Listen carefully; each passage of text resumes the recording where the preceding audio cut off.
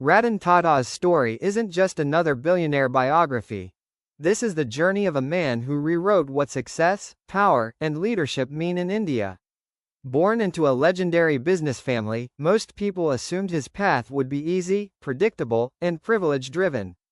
But from childhood heartbreak to factory floors, from global boardrooms to startup beanbags, Ratan Tata proved again and again that greatness isn't inherited, it's earned.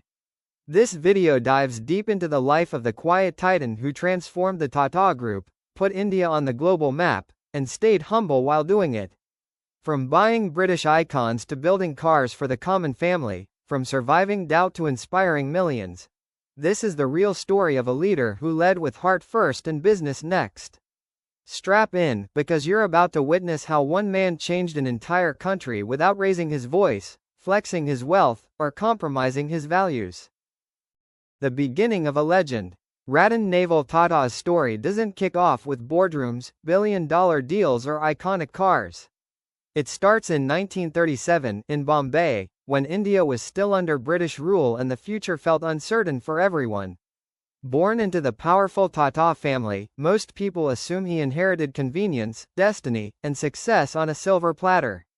But reality slapped differently. His early life was far from royal, more emotional turbulence than luxury comfort, more pressure than privilege.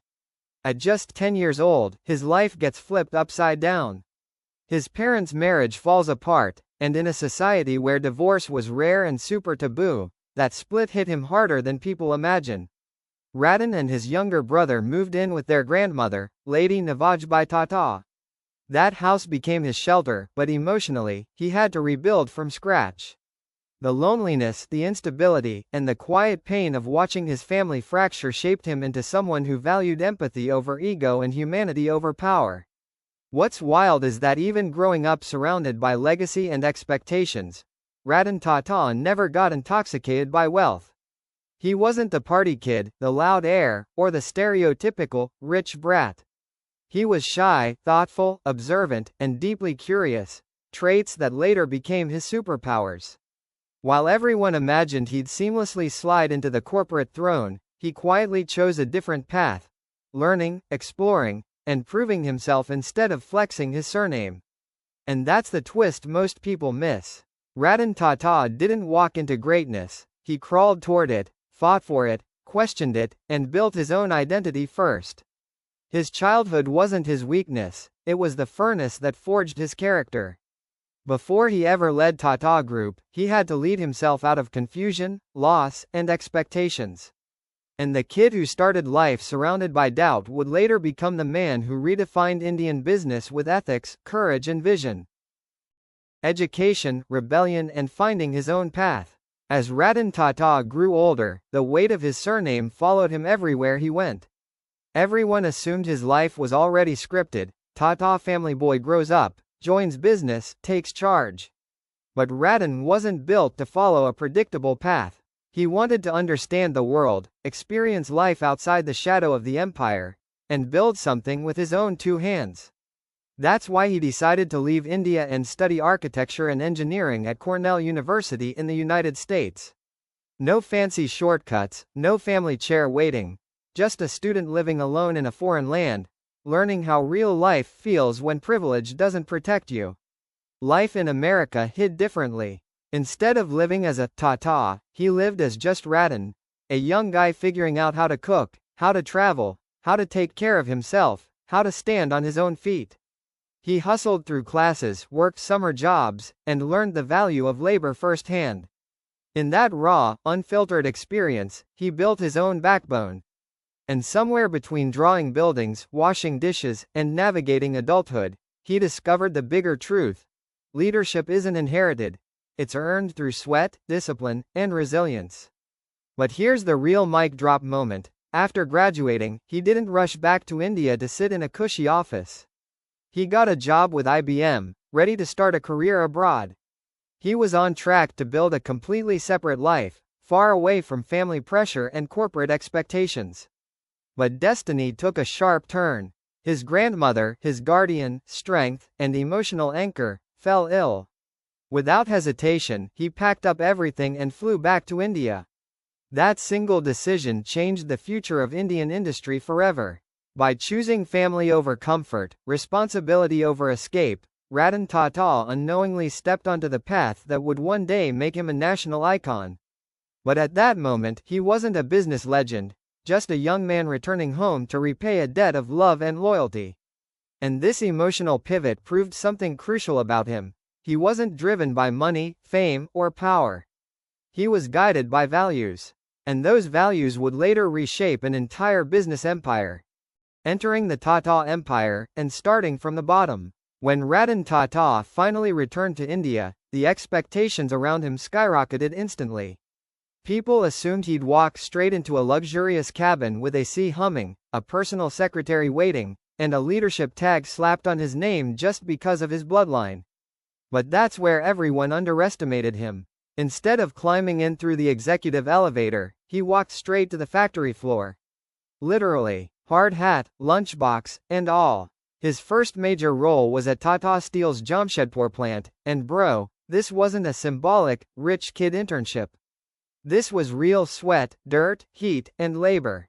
Ratan worked shoulder to shoulder with factory workers, loading furnaces, operating machinery, and even shoveling limestone. He experienced harsh working conditions firsthand, from scorching heat to long shifts. No one cared about his surname there. The machines treated everyone equally. And that was the training ground that built him into a leader workers would someday trust more than any clipboard-carrying CEO. This phase forged a mindset that later became his signature: never led from the throne, led from the trenches. While most corporate heirs chase titles, Ratan focused on understanding people. He ate with workers in the canteen, heard their problems, studied the system's flaws, and absorbed the reality of Tata Group from the ground up. That factory floor became his classroom, and every steel rod, every conveyor belt, every drop of sweat taught him a lesson fancy colleges couldn't deliver.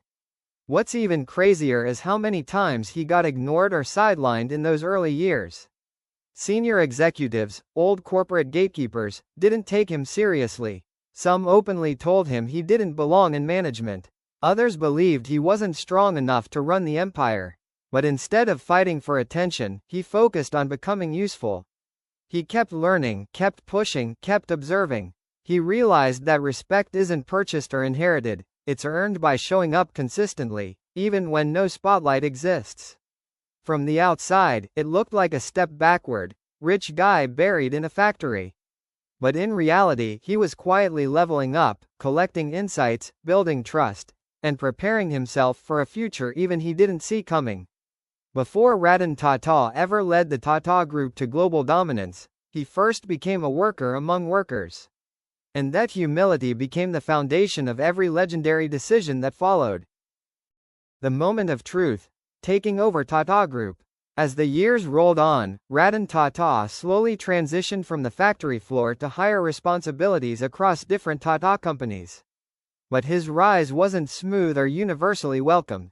The Tata Empire at the time was a beast, spread across dozens of industries, controlled by multiple power centers, and heavily influenced by old-school leaders who believed in playing safe, staying local, and avoiding big risks. And honestly, most of them didn't trust Ratan to steer the ship. But fate has a brutal sense of timing. When Jaguar Tata, the towering leader who had taken the brand from national to respectable global status, officially stepped down in 1991, he did something that shocked the insiders. He handpicked Ratan Tata as his successor. Overnight, every eye in corporate India turned toward him. Respect from the public? Massive. Support inside the group? Not so much. Ratan Tata walked into a leadership battlefield. Senior directors pushed back. Veterans doubted his courage. Boardrooms turned political. Some executives directly revolted and left the company. More than 30% of the internal leadership believed he would fail. But instead of bending to pressure, Ratan did something bold. He started cleaning house. Bit by bit, he removed leaders who refused to align with a united vision and rebuilt the Tata Group into a cohesive family again. For the first time ever, Tata companies started operating under a single banner, One Tata. But vibes aren't enough, you need results. And Ratan wasn't just dreaming small. He launched an aggressive vision: transformed Tata from a conservative Indian group into a global powerhouse. This meant innovation, modernization, and taking risks no one in the company had the appetite for. The 90s economy was opening up, foreign competition was entering, and most Indian companies retreated. Ratan? He pushed harder, bet bigger, and took the fight to the world stage. Yet behind every bold move was razor-sharp emotional intelligence. The same kid who had felt abandoned in childhood now built an empire rooted in people-first values. He cared about workers, respected customers, and believed businesses should uplift society, not exploit it. That philosophy became the engine of his leadership. And little did critics know, the quiet, humble man they doubted was about to pull off some of the most savage business moves in Indian history. Global domination, the savage acquisition era. Once Ratan Tata took control, he didn't show up to play small ball. While most Indian businesses were clinging to their comfort zones, Ratan was out here thinking like a global athlete ready to compete with giants. His mission was simple but savage: transform Tata from a respected Indian company into a force that the world couldn't ignore. That's when he made one of the boldest moves in Indian corporate history: buying companies abroad instead of selling out to them. In 2000, Tata Tea shocked everyone by acquiring Tetley, a British tea brand older than India's own independence. Bro, understand the symbolism: an Indian firm buying a British icon. It was a poetic reversal of history, almost like colonial karma finally balancing itself out in a boardroom instead of a battlefield. But that was just Ratan warming up. Next came Tata Steel's takeover of Corus in 2007.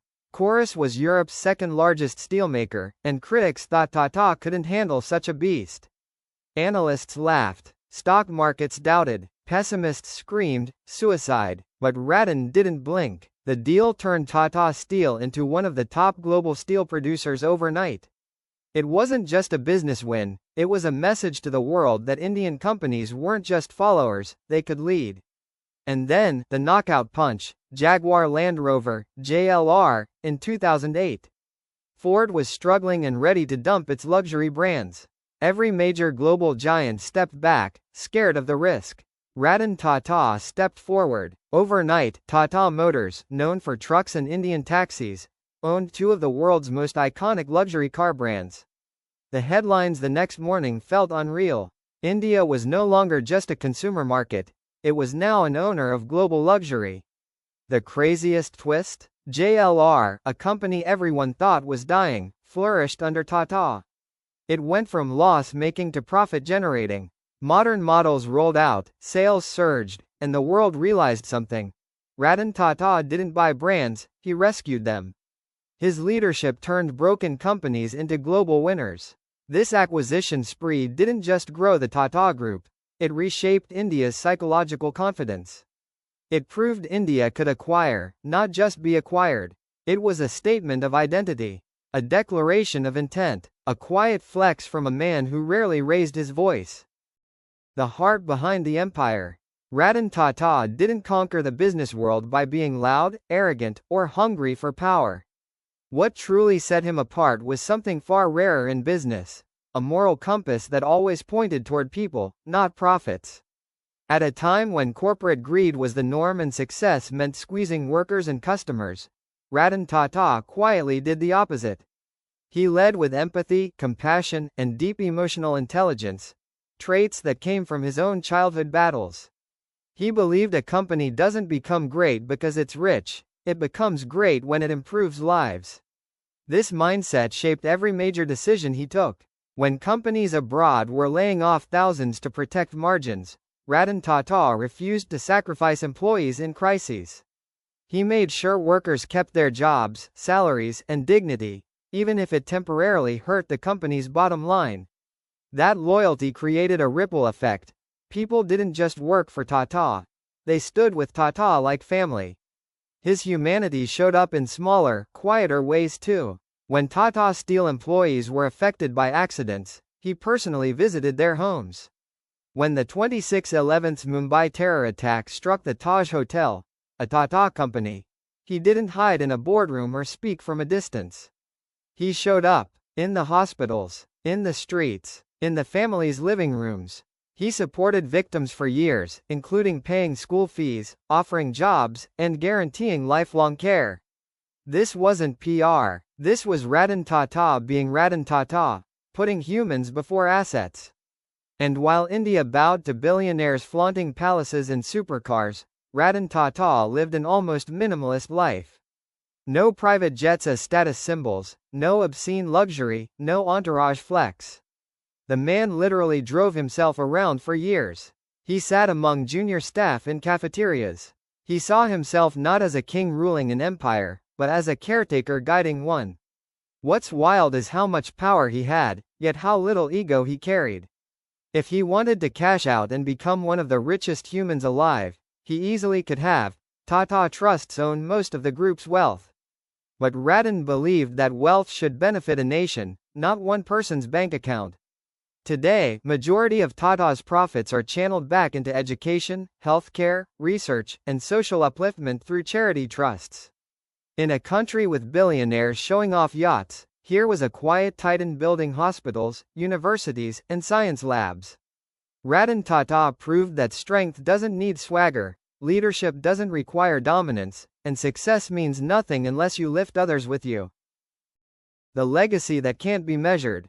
By the time Ratan Tata stepped down as chairman in 2012, the Tata Group looked nothing like the cautious, fragmented business house he inherited. He left behind a unified global empire operating in more than 100 countries, employing over 700,000 people, and touching almost every part of life, from tea to telecom, cars to chemistry, software to satellites. The shy boy who once doubted his identity had become the most respected industrial leader India has ever produced. But the real flex? He didn't leave behind monuments to himself. He left behind institutions, systems, values, and impacts that will outlive all of us. Under his leadership, Tata Group became a global brand without losing its soul. Millions benefited from Tata Trust investments in education, rural development, and health. Indian businesses started believing they belonged on the world stage. Ethics became as important as profit, if not more. And even after retirement, Ratan Tata didn't disappear to beaches or golf courses. The guy dove straight into the startup world like a 20-year-old with Red Bull energy. He started backing young founders, dreamers, and creators, Ola, Paytm, Lenskart, Urban Ladder, and dozens more. He understood something most billionaires miss. Future belongs to the next generation, not the past. Even today, he walks into startup offices with zero ego, sits on beanbags, talks like a buddy, and invests based on passion and purpose, not hype. That's why young India respects him differently, not as a distant corporate godfather, but as a mentor who still believes we can build something world-class if we push hard enough. And just to be clear, Ratan Tata isn't a hero because he made money. He's a hero because he made meaning. He showed that leadership can be gentle without being weak. He proved kindness is compatible with dominance. And he taught an entire country that business isn't just about conquering markets, it's about improving lives. Today, when people talk about trust in India, they don't think of politicians, godmen, or influencers. They think of Tata, because that name carries something no advertisement can buy, credibility earned over a lifetime. Ratan Tata didn't just build companies. He built a legacy of integrity that future leaders will be chasing for decades. The Nano Dream. Ratan Tata's legacy wouldn't be complete without the story that proves how deeply he cared about ordinary Indians, the Tata Nano. The idea didn't pop out of a boardroom. It came from a rainy street where he watched a family of 4 riding dangerously on a scooter. The sight hit him hard. A child on the tank, another squeezed between parents, no protection from traffic or weather. Most billionaires shrug and move on, but Ratan saw a mission. Create a safe car that middle-class families could afford. Everyone said it was impossible. Costs too high, margins too thin, technology unrealistic. Competitors mocked the idea and analysts predicted disaster. But Ratan didn't back down. Engineers worked relentlessly, parts were redesigned, production lines reimagined, and every rupee counted. When the Nano finally launched, it stunned the world. A car priced lower than some smartphones. Sure, the Nano didn't become the mass hit everyone expected, but that doesn't make it a failure. It became a symbol of intent, a reminder that innovation isn't only for luxury buyers, that the biggest ideas can emerge from empathy, and that sometimes greatness lies in trying what everyone else is too scared to attempt. The Nano proved that Ratan Tata didn't just think like a businessman, he thought like a nation builder determined to make life better for the people who needed it most. Why his legend will outlive him. Ratan Tata is one of the rare icons whose influence extends far beyond balance sheets or stock tickers. What makes him timeless is that his story rewrote the stereotype of success. He showed that you can be powerful without being ruthless, wealthy without being materialistic, and influential without being loud. Future CEOs will study how he built global companies, but ordinary people will remember how he carried himself through every phase of life, with dignity, simplicity, and courage. Ratan Tata proved that ethics don't slow growth, values accelerate it. His companies didn't just earn profits, they earned trust. In a future where attention spans shrink, scandals explode overnight, and fake heroes rise every week, his character stands rock solid like a lighthouse.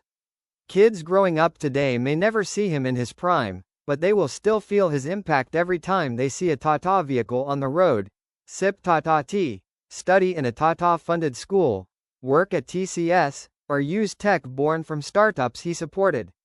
His legend will outlive him not because he sought immortality but because he spent a lifetime building something larger than himself, a legacy of kindness, fairness, innovation, and belief in the potential of India.